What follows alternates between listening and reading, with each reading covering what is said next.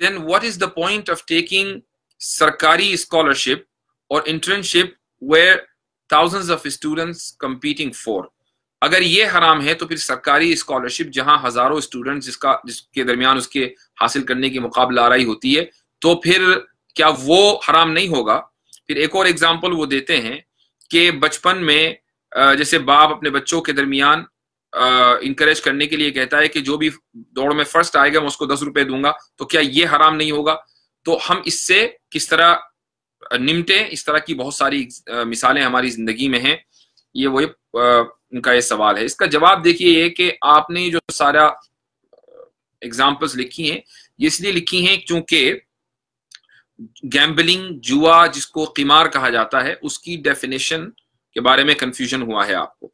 Definition उसकी ये है कि माल को इस तरह हासिल करना, माल का हुसूल किसी ऐसे मामले के ऊपर मौकूफ हो जिसका होना ना होना बराबर हो, यानी वो हो भी सकता हो ना भी हो सकता हो, और माल दो पार्टीज की तरफ से डाला गया हो, ये जुआ है। इसकी एक मिसाल आपने जो क्रिकेट की दी है वही है कि मसलन एक आदमी ने, एक टीम ने 10 रुपए डाले, दूसरी टीम ने 10 रुपए डाले।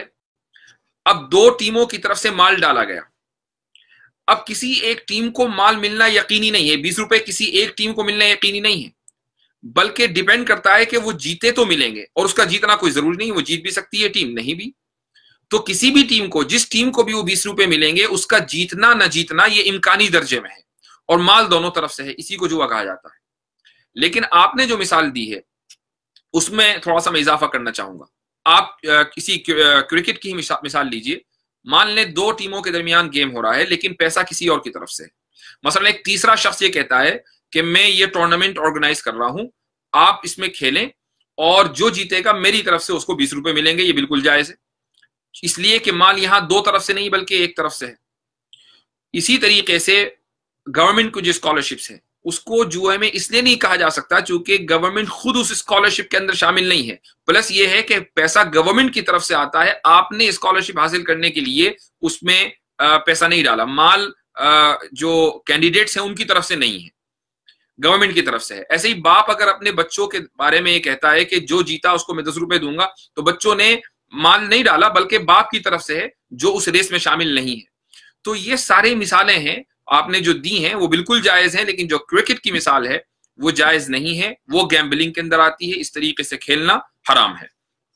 किससे मांगे कहाँ जाए, किससे कहें, और दुनिया में हाजत रवा कौन है।